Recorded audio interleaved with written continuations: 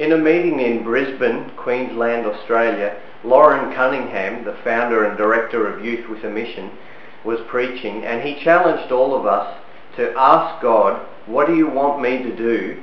And I expect an answer within 2 weeks. I thought it was interesting that he added that bit on the end, and expect an answer within 2 weeks.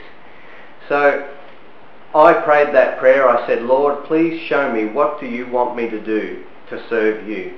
And I added, I expect an answer within 2 weeks. And then one day I was driving to work just like any ordinary day, and actually I was feeling quite good about my car because I just had a sound system with a 5-band graphic equalizer put in, the mag wheels were polished, the motor was reconditioned, the air conditioner was restored, so I was feeling quite good. And then unexpectedly the words came to me, give it away. Well, I ignored it and just kept driving, but then it came again, give it away. And somehow I knew who God wanted me to give my car to. And then when I got to work, God started speaking to me again. He said, it's time you gave notice in your job.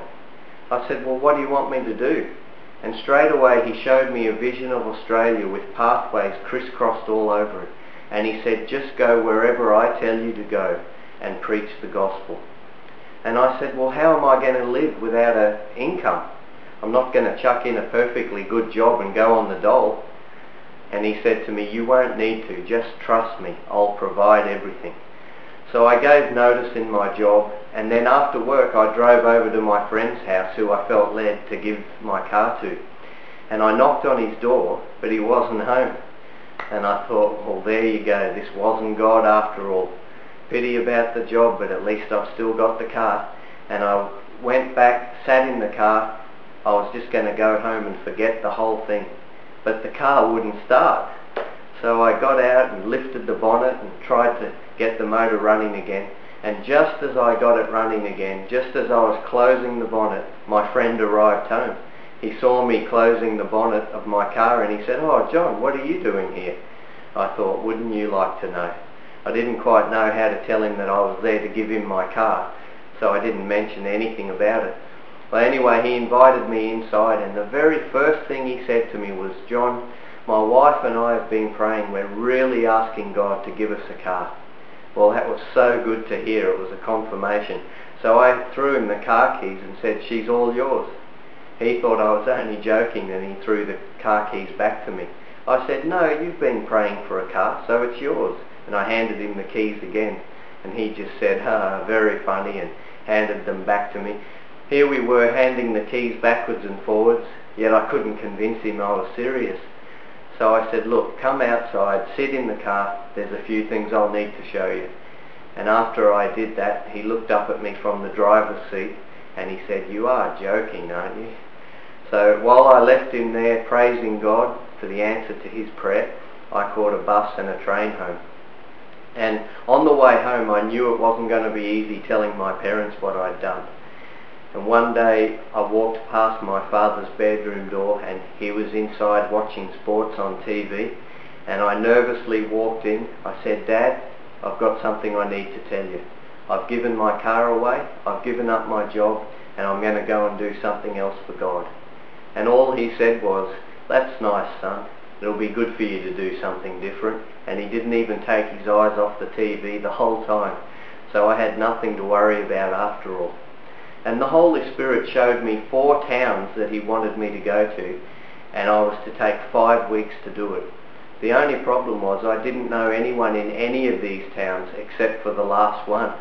So all I could do was pack a backpack with a tent and buy a one-way ticket and just go up there in faith, trusting God alone for everything. So the day came where I said goodbye to my family and my friends, and I had my home church and pastor praying for me, and I bought a one-way ticket. I wanted to take a guitar with me, and I wanted to buy a new pair of shoes before I went, but something inside of me said no, it will be provided. And so when I arrived in this first town, I didn't know anybody. I set up my tent in the caravan park, and I lay back to sleep at night, and I thought, if this wasn't God, I've come up here where nothing's organised, where I don't know anybody, but I was about to find out that God had everything organised. Well, the next morning I decided to find someone to witness to about Jesus, and the very first person I met invited me to put my tent up behind their property, which saved me having to pay fees in the caravan park. And one by one they began to introduce me to their friends, and I was able to tell them all about Jesus. And then one friend they took me to, when I went into their house, I noticed a guitar leaning up against the wall. So I began to play that song, "To Get a Touch from the Lord is So Real. If you draw nigh to Him, He will draw nigh to you. To get a touch from the Lord is so real." Well, the lady of the house, tears just began to stream down her face, and she gave her life to Jesus.